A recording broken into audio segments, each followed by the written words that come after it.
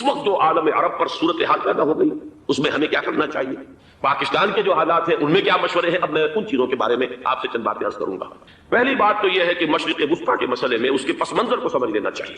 ہمارے بہت سے احباب جو ہے وہ فوری طور پر وقتی صورتوں کو، جیسے کہ حالات و واقعات ہوتے ہیں، صرف انہی کے اعتبار سے رائے قائم کرتے ہیں، چیزوں کا پس منظر جو ہے نگاہوں کے سامنے رہنا چاہیے۔ اس صدی کا ایک مختصر سا نقشہ ذہن میں رکھیے، یہ 20ویں صدی کے آغاز کے وقت تھا، جسے ہم پورا کہتے ہیں مڈل ایسٹ، بلکہ صرف مڈل ایسٹ نہیں، پورا شمالی افریقہ سلطنت عثمانیہ کا حصہ تھا، خلافت عثمانیہ، لیبیا، الجزائر، مصر، پورا حجاز، یمن، پورا عراق، شام، اور یہ شام ہی کے حصے ہیں در حقیقت، اردن اور لبنان، یہ سب، یہ شام عرب، عراق عرب، یہ پورا علاقہ خلافت عثمانیہ یہ اس کا حصہ تھا۔ پہلی جنگ عظیم میں انگریزوں نے عربوں کو بغاوت پر آمادہ کیا، غداری پر آمادہ کیا، انہوں نے خلافت عثمانیہ کے خلاف بغاوت، بیج بوئے ان کے دلوں کے اندر نفرت کے، ابھارا انہیں، تم ترکوں کے غلام کیوں ہو، تمہیں خود حاکم ہونا چاہیے، تم کھڑے ہو جاؤ، ہم مدد کریں گے، تم بغاوت کرو، تم ان ترکوں کے خلاف ہماری مدد کرو، ہم تمہیں آزاد کر دیں گے، تم اپنے پاؤں پر خود کھڑے ہو جانا۔ یہ بہت ہی ہمارے لیے دردناک المیہ ہے پہلی جنگ عظیم کا۔ کرنل لارنس جیسا شخص، برطانوی استعمار، اور اس کے نتیجے میں عربوں نے بغاوت کی۔ اور اس قدر دردناک بات آپ کو بتا رہا ہوں، میں پہلی مرتبہ جب سن 62 میں حج کے لیے گیا مدینہ منورہ میں، ابھی وہ ریل کے انجن کھڑے ہوئے تھے۔ یہ ترکی کے زمانے میں، سلطنت عثمانیہ کے زمانے میں بغداد سے مدینے تک ریلوے لائن تھی۔ یہ پورا ایک عالم، سلطنت عثمانیہ، صرف سلطنت نہیں، خلافت عثمانیہ، پوری ٹرینیں جو ہے ترکوں کی اڑائی گئی، ہزاروں ترکوں کو شہید کیا گیا، یہاں تک کہ صحن حرم میں شہید کیے گئے سینکڑوں ترک۔ یہ جرم تھوڑے نہیں ہے، معمولی نہیں۔ آج جس کی سزا مل رہی ہے، معلوم ہونا چاہیے کہ وہ جرائم کون کون سے تھے۔ اب بھی جو لوگ گئے ہیں انہوں نے دیکھا ہوگا ترکی کا قلعہ موجود ہے اوپر پہاڑی کے اوپر، حرم کا جو سب سے بڑا دروازہ ہے باب ملک عبدالعزیز، اس کے سامنے ایک لائبریری ہوتی تھی، اب تو غالباً وہ بھی گرا دی گئی ہے، اس کے پیچھے پہاڑی پر ترکوں کا قلعہ ہے پرانا، اس پر توپیں موجود تھیں۔ جب بغاوت ہوئی ہے، جو حرم میں آئے ہوئے تھے ترک فوجی، ظاہر بات ہے نہر تھے، وہ تو نماز پڑھنے آئے ہوئے تھے، ان کو وہاں ذبح کیا گیا ہے، اور ترکوں نے اپنی توپیں استعمال نہیں کی کہ کہیں بیت اللہ کو کوئی نہ پہنچ جائے۔ بہرحال یہ غداری ہوئی ہے پہلی جنگ عظیم کے دوران، اور نہ صرف ترکوں کے، عربوں نے کی ہے۔ جیسا کہ میں نے کہا تھا، دو ہیں سب سے بڑے مجرم روئے ارضی کے اوپر امت مسلمہ کے طبقات۔ ہمارا پنجابی سپاہی بھی جا کر انگریزوں کی مدد کر کے ایلن بی کو قبضہ جو لے کر دیا بغداد کا، اس میں ہمارے مسلمان پنجابی سپاہی بھی شامل ہیں۔ یہ خون چکاں باب ہے ہماری تاریخ کا اس سب کا۔ لیکن اس کے بعد سلطنت عثمانیہ کے ٹکڑے ہو گئے، چیچڑے ہو گئے۔ ایک انگریز نے لکھا ہے، یہ جملہ زہر میں بجھا ہوا جملہ، کہ تاریخ میں یہ بات سب ہو جائے گی کہ ایک انگریز نے اس سلطنت کے ٹکڑے کر دیے کہ جو عمر فاروق نے قائم کی تھی رضی اللہ تعالیٰ عنہ۔ یہ پورا عالم، یہ تمام علاقہ کس نے پتہ کیا گیا؟ یہ بات ہاتھ بدل گئے تھے، پھر ترک آ گئے، خلافت عثمانیوں کے پاس چلی گئی، لیکن یہ سلطنت تو حضرت عمر رضی اللہ تعالیٰ عنہ کے زمانے سے چلی آ رہی تھی۔ اس کو ایک انگریز کرنل نے، اور اس نے بغاوت میں آبادہ کر کے عربوں کو اور ترکوں کے پیٹھ میں چھرا ڈھپوا کر ان کے ذریعے سے اور ٹکڑے کر دیے۔ لیکن جب جنگ ختم ہوئی، اب انہوں نے کہا کہ اب ہمیں آزادی دیجیے، تو اب انہیں معلوم ہوا کہ غداروں کو دنیا میں کیا ملتا ہے، ٹکڑے کر دیے گئے۔ یہ حصہ عراق یہ انگریز کے پاس رہے گا، شام کا یہ علاقہ یہ فرانسیسیوں کے پاس رہے گا، مصر پر انگریزوں کا تسلط رہے گا، لیبیا اطالویوں کے پاس رہے گا، لے دے کر یہ جو علاقہ تھا حجاز، کیونکہ وہاں کچھ تھا ہی نہیں، بوادٍ غیر ذی زرع، یہ عربوں کے پاس چھوڑ دیا گیا۔ اس وقت جو بادشاہ ہیں شاہ حسین اردن کے، ان کے دادا سب سے بڑے غدار وہی تھے، لہذا ان کو اس علاقے کی بادشاہت دی گئی۔ اس کے بعد نجد سے تحریک اٹھی، وہ سعودی جو خاندان ہے وہ نجد سے اٹھا۔ نجد میں اس وقت کچھ بھی نہیں تھا، وہ تو صرف ریت کے تودے تھے اور کچھ بھی نہیں، لہذا ادھر کسی استعماری قوت کو دیکھنے کی ضرورت ہی نہیں تھی۔ وہ تو بعد میں تیل برآمد ہوا، اس کی حیثیت ہو گئی، اور یہ امارات کا علاقہ جو ہے اس کی دنیا میں اب گویا کہ یوں سمجھیے کہ جو سب سے زیادہ اہم علاقے ہو سکتے ہیں روئے ارضی کے نقشے پر، ان میں سے ایک وہ ہو گیا۔ لیکن یہ اس وقت کی بات میں کر رہا ہوں، کوئی حیثیت نہیں تھی، لہذا اس کو چھوڑ دیا۔ یہ ہے تاریخی پس منظر، یہ لکیریں جو کھینچی گئی ہیں، یہ ایک ملت اسلامیہ کو جو قومیتوں میں تقسیم کیا گیا، پھر نعرے لگوائے گئے، المصر للمصریین، الشام للشامیین۔ اب شامی ایک علیحدہ قوم ہو چکے ہیں، مصری ایک علیحدہ قوم ہو چکے ہیں، عراقی ایک علیحدہ قوم ہو چکے ہیں۔ یہ ساری تقسیمیں استعمار کی پیدا کرنا ہے، اس کا کوئی تعلق اسلام کے ساتھ نہیں۔ اب ضرورت تو اس بات کی تھی کہ استعمار کے پنجے جب یہاں سے کچھ ہٹے، دوسری جنگ عظیم کے بعد ایک دور آیا، امریکہ ابھرا ہے دنیا کی عالمی سطح پر سیاست میں، اس کے ہاں کچھ آزادی کے تصورات تھے، اس نے بھی سپورٹ کیا۔ برطانیہ کمزور ہو چکا تھا، وہ اتنے بڑے علاقے کو ہولڈ نہیں کر سکتا تھا، ہندوستان بھی آزاد ہوا، پھر یہ کہ اور دوسرے علاقوں سے بھی اس کو پسپائی اختیار کرنی پڑی۔ استعمار کے پنجے جس طرح بھی ہوئے، ان کے سینوں سے، عربوں کے سینوں سے جو ہے گویا کہ وہ ہٹے، لیکن امریکہ نے ایک اپنی بہت بڑی حکمت عملی جو اختیار کی، عالم عرب کے سینے میں اسرائیل کا خنجر پیوست کر دیا، تاکہ یہ کبھی آزاد نہ ہو جائیں، ہمارے انگوٹھے تلے رہے، ہماری پالیسی گورن کرے۔ یہ استعمار کا دوسری جنگ عظیم کے بعد جہاں برطانوی استعمار، فرانسیسی استعمار رفتہ رفتہ یہ ہٹنے شروع ہوئے، صدر ناصر نے انگریزوں کو اٹھا کر پھینکا میڈیٹرینین میں اور دوسرے جگہوں سے، الجزائر نے آزادی حاصل کی فرانس سے، اطالویوں سے جو ہے لیبیا والوں نے آزادی حاصل کی، یہ ہو گیا، لیکن ایک خنجر پیوست کر دیا گیا اسرائیل کا سینہ عرب۔ اس صورتحال میں ظاہر بات ہے کہ ایک تو بڑی آئیڈیل پوزیشن تھی کہ پورا عالم اسلام متحد ہو، لیکن وہ تو بہت دور کا خواب معلوم ہوتا ہے۔ علامہ اقبال سے بڑا کوئی نقیب نہیں ہے ملت اسلامی کی وحدت کا، ایک ہو مسلم حرم کی پاسبانی کے لیے نیل کے ساحل سے لے کر تا بخاک کاشغر، لیکن انہیں بھی اپنے لیکچرز میں کہنا پڑا کہ اس وقت جو صورتحال ہے پورے عالم اسلام کی ایک وحدت بن جانا تو تقریباً ناممکن نظر آ رہا ہے، اگر کسی طرح ایک common wealth of Muslim nations وجود میں آ جائے تو بھی بڑی کامیابی ہوگی، لیکن اس سے بھی پہلے یہ تو زیادہ آسان تھا کہ عالم عرب ایک وحدت کی شکل اختیار کرے۔ یہ تو ایک قوم ہے، اکثر و بیشتر ایک نسل یا زیادہ دو نسلیں کہتی تھی، شمالی افریقہ میں بربر نسل بھی ہے، باقی تو سب عرب ہے، یہ پورا عالم ایک نسل، ایک زبان، پورے اتنے رقبے کے اوپر بولے جانے والی ایک زبان، یہ تو ایک ہو جائے۔ افسوس یہ ہے کہ اس کا ایک ہو جانا، ایک شخصیت ابھری تھی جو مذہبی مزاج کی شخصیت تھی، جو دینی مزاج کی حامل شخصیت تھی، اگر اس کی قیادت میں عالم ہندوستان اور خراسان یعنی موجودہ افغانستان کا تھی۔ ابن ماجہ کی روایت ہے عن عبداللہ بن الحارث رضی اللہ تعالی عنہ قال رسول اللہ صلی اللہ علیہ وسلم یخرج ناس من المشرق یؤتئون للمہدی یعنی سلطانہ، دونوں طرح سے پڑھ سکتے۔ حضرت عبداللہ ابن حارث فرماتے ہیں رضی اللہ تعالی عنہ کہ حضور نے ارشاد فرمایا مشرق کی طرف سے وہ فوجیں نکلیں گی، لوگ آئیں گے جو عرب میں مہدی کی حکومت قائم کریں۔ یہ مہدی کون ہوں گے اس کا ذکر میں ذرا بعد میں کروں گا، لیکن نوٹ کر لیجئے کہ مہدی سے پہلے لازماً کسی مشرقی علاقے کے اندر وہ نظام قائم ہو چکے گا، تب وہاں سے فوجیں آئیں گی۔ یہ مشرق کون سا ہے؟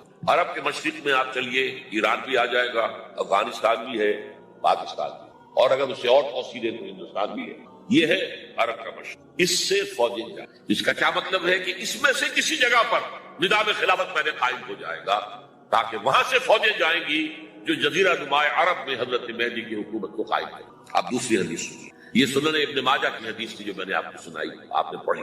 دوسری عن ابی ہریرہ رضی اللہ تعالی عنہ، یہ ترمذی شریف کی روایت ہے، قال قال رسول اللہ صلی اللہ علیہ وسلم یخرج من خراسان رایات سود لا يردها شیء حتی تنصب بایلیا، خراسان کے علاقے سے سیاہ جھنڈے لے کر فوجیں آئے گی، ان کا رخ کوئی موڑ نہیں سکے گا، ان کو پیچھے پھیر نہیں سکے گی کوئی بھی، یہاں تک کہ وہ یروشلم میں جا کر جھنڈے نصب کر دیں۔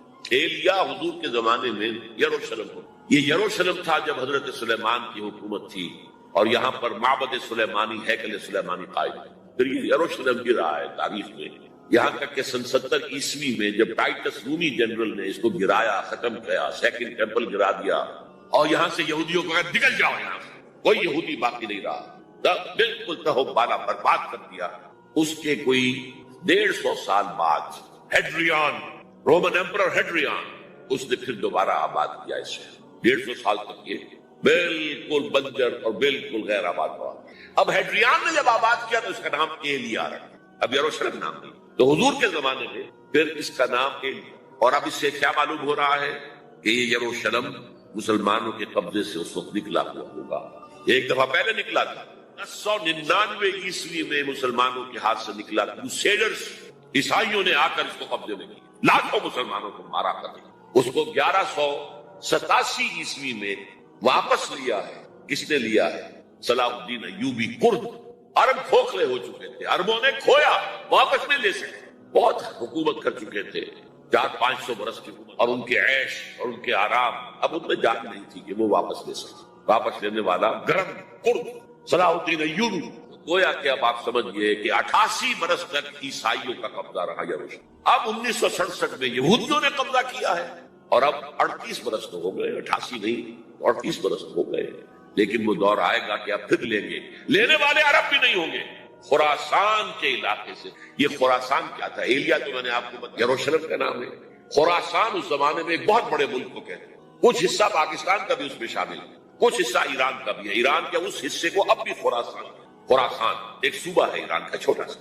پاکستان میں خاص طور پر یہ جو علاقہ مالاکنڈ ایجنسی کہلاتی ہے، اس سے اوپر جتنا علاقہ ہے، اور یہ جو واخان کی ایک پٹی آتی ہے اوپر، واخان افغانستان کی ایک پٹی سی دم سی چلی آتی ہے جو جا کر چائنا کی سرحد سے مل جاتی ہے، یہاں سے لے کے یہاں تک یہ جو مالاکنڈ کا وہ درہ ہے اور پہاڑ ہے یہ بھی خراسان کا ہے. باقی تقریباً 2/3 آف افغانستان ساؤدرن حصہ نہیں ہے خراسان کا حصہ، یہ سیستان کہلاتا تھا، یہ خراسان نہیں ہے. لیکن یہ کہ اوپر کا 2/3 آف افغانستان اور اس کے ساتھ یہ جو عرب جو اب یہ ترک ممالک آزاد ہوئے ہیں سوویت یونین کی ڈسولوشن کے ساتھ، یہ سارا علاقہ کہلاتا ہے خراسان بزرگ، دی گریٹ خراسان. ایک مرتبہ ایک یہاں کا جو کاؤنسلیٹ ایران کا وہ آئے تھے میرے پاس، ان کے ایک اہم آدمی، ان سے میں نے پوچھا خراسان تو پہلے دن کا خراسان ہمارا ایسی بات نہیں، مجھے خراسان خراسان بزرگ وہ جو دی گریٹر خراسان کی بات کر رہے ہیں وہ یہ تھا. پھر میں نے اور طریقوں سے بھی تحقیق کی، پہلے خیال تھا کہ پورا افغانستان اس میں شامل ہے، لیکن اب معلوم ہوا کہ نہیں، یہ جو جنوبی حصہ ہے یہ سیستان کہلاتا، کچھ بلوچستان کا حصہ اس میں شامل تھا اور کچھ یہ جنوبی حصہ افغانستان. یہاں سے فوجیں جائیں گی اور یہ فوجیں جا کر خراسان سے چل کر ایلیا پہنچیں گی، یروشلم پہنچیں گی اور اپنے جھنڈے کاٹیں. اس کا جو نتیجہ نکلتا ہے وہ آپ سمجھ لیجئے.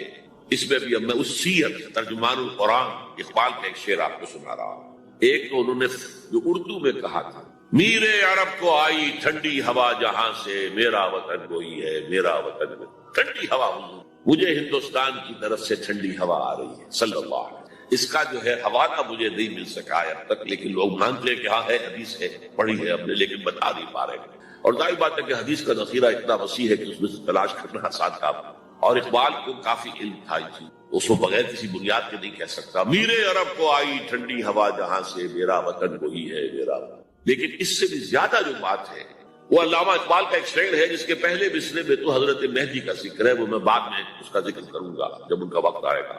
خضر وقت از خلوت دشت حجاز آید بروں، خضر وقت کا خضر، میرے نزدیک وقت کا مجدد حضرت مہدی، وہ خلوت حجاز سے باہر آئیں گے.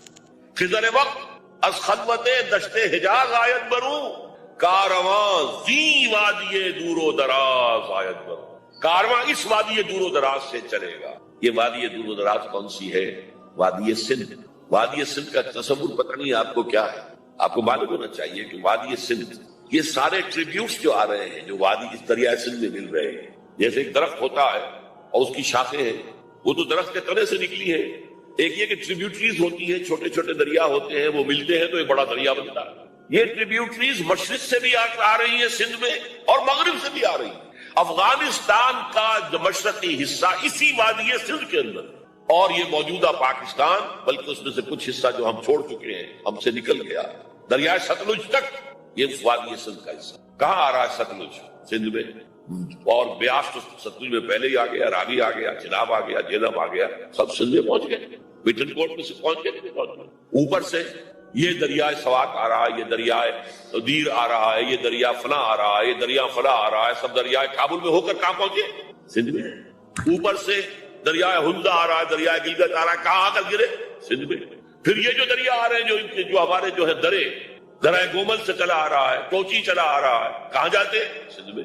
یہ پوری وادی ہے. یہ افغانستان کا مشرقی حصہ جو پختون ہے، 100% پختون، وہ در حقیقت وادی سندھ کے اندر، یہ دو طرف سے وادی سے. کارواں زی سے مراد ازی، کارواں ازی وادی دور و دراز آیت کو. فوجیں یہاں سے جائیں گی حضرت مہدی کی حکومت قائم کرنے کے. خضر وقت از خلوت دشت حجاز آیت بروں، کارواں زی وادی دور و دراز آیت بروں. یہ ہے اس سیر کا. حالانکہ یہی شخص ہے جو اپنے خطبات کے اندر نفی بھی کرتا ہے کہ یہ مہدی اور یہ سب تصورات جو ہیں یہ کوئی صحیح نہیں ہے، اور یہ پرانی کوئی روایات چلی آ رہی تھی، ہر مذہب میں تصور ہے. اس طرح کی بات کہی. جب عقل سے بات کرتا تھا اس میں ٹھوکریں کھاتا تھا. جب دل سے اس کے یہ سیلاب کے معنی چشمہ ابھرتا تھا دل سے اس کی شاعری، اس میں ہوتے تھے وہ حقائق جو ابد. اس پر جو اشفاق صاحب ہوتے تھے ہمارے ہاں، اشفاق احمد ادیب، ڈرامہ نگار تلقین شاہ، انہوں نے بڑی پیاری بات کہی تھی. اگر ان کا مذاق اڑایا تھا روزنامہ میں ہوائے وقت میں، بات بڑی پیاری تھی. اقبال ایک دن کا اقبال تھا، ایک رات کا اقبال تھا. دن کا اقبال فلسفی تھا، وہ اپنی عقل سے غور و فکر کرتا. اس کا حاصل جو ہے وہ لیکچرز، خطبات، ان میں بہت سی باتوں پر علماء کو شدید اعتراض. ایک رات کا اقبال تھا، اسے الہام ہوتا، سیلاب آتا تھا شاعری، اور وہ اقبال جو ہے اصل ہے. اور اس کو کہا اقبال نے خود. ڈاکٹر یوئنگ ہوتے تھے جو پرنسپل تھے ایف سی کالج کے، ان کے نام سے یوئنگ ہال اب بھی موجود ہے نیلا گنبد چوک میں، ایک ہاسٹل بنایا تھا انہوں نے یوئنگ ہال. ایک دعوت میں سب جمع تھے، ڈاکٹر یوئنگ بھی تھے، علامہ بھی تھے. یوئنگ نے بڑا تیکھا وار کیا کہ ڈاکٹر اقبال، ہم نے سنا ہے کہ آپ جیسا آدمی بھی وربل ریولیشن کا قائل ہے. پہلے مسئلہ سمجھ لیجئے ورنہ واقعہ سمجھ نہیں آیا تھا. ایک ہے وربل، وحی باللفظ، قرآن کے بارے میں ہمارا عقیدہ یہ الفاظ اللہ کے. ایک ہوتا ہے وحی، لیکن اس وحی میں لفظ جو ہے وحی کا نہیں ہوتا، بلکہ وہ انسپریشن کہلاتی ہے. کوئی بات آپ کے ذہن میں ڈال دی گئی، آپ نے اپنے الفاظ میں اس کو ادا. تو یہ سمجھتے ہیں کہ وحی جو ہے یہ ہمیشہ وحی باللفظ وربل نہیں ہوتی. یہ عیسائیوں کا عقیدہ ہے. اور وہ عقیدہ کیوں بنایا ہے؟ اب ایک بات سے بات نکل رہی ہے. انجیلیں 100 سے زیادہ تھی، اب بھی کم سے کم 4 کو کینونیکل کہتے ہیں. تو ان چاروں میں اختلاف ہے، تو کون سی انجیل ہے؟ میں جب پڑھتا تھا میڈیکل کالج میں تو میں نے بٹگمری میں ایک بہت بڑا کمیشن ہے، اور وہاں پادری صاحب سے مسٹر وائٹ جا کے میں نے کہا کہ which one of these is Bible؟ جواب آپ سنیے، ذہانت کا شاہکار ہے. None of them is Bible. Bible is in them. ان میں سے کوئی بائبل نہیں ہے، بائبل ان کے اندر ہے. یعنی جو مفہوم عیسیٰ کو وہ خدا سمجھتے ہیں اور ان کو اپوسٹلز کہتے ہیں، یہ نبی تھے، حضرت عیسیٰ کے رسول تھے، یہ متی ہوں یا جان ہوں جو بھی ہے اپوسٹلز ہیں. تو جو حضرت عیسیٰ نے ان سے کہا وہی کی، انہوں نے اپنے الفاظ میں اس کو ادا کیا ہے، لہذا علیحدہ ہو جائے گا وہ اپنا، جیسا کہ احادیث کے اندر. تو اقبال سے کہا کہ اقبال، ڈاکٹر اقبال، میں نے سنا کہ آپ بھی وربل ریولیشن کے قائل ہیں. کہ بالکل، اور مجھے تو ذاتی تجربہ ہے. مجھ پر جو شعر اترتا ہے وہ الفاظ میں ڈھلا ہوا ہوتا ہے. میں تبدیلی کرنا چاہوں تو نہیں کر سکتا. چپ ہو گیا یوہی، اب آگے کیا بولے گا یوہی. تو بہرحال اقبال کا یہ شعر جو ہے تاج کے اقبال کا شعر ہے. یہ اس اقبال کا جس کو الہام ہوتا تھا. خضر وقت از خلوت دشت حجاز آیت برو، کارواں زی وادی دور و دراز آیت. اب میں نے اب تک تو یہ ڈسکس کیا ہے قرآن، حدیث، سنت اور ایک ترجمان القرآن کے حوالے سے. اب آئیے عالمی حالات کے. عالمی حالات سے بھی معلوم ہوتا ہے کہ ایک عالمی ریاست تقدیر مبرم ہے. زمانہ تیزی کے ساتھ اندر جا رہا ہے، جبکہ پوری دنیا کی ایک ریاست ہے، بلکہ بہت پہلے سے اس کا تقاضا پیدا ہو چکا ہے. دنیا اتنی چھوٹی ہو گئی ہے، آج آپ اسے کہتے ہیں گلوبل ولیج. یہ تو گاؤں کے مانند ہے، اب کوئی فاصلہ نہیں رہا. امریکہ میں تاج پوشی ہو رہی ہے بش صاحب کی، ان کا منظر ہم بیٹھے دیکھ رہے ہیں سارا کا سارا.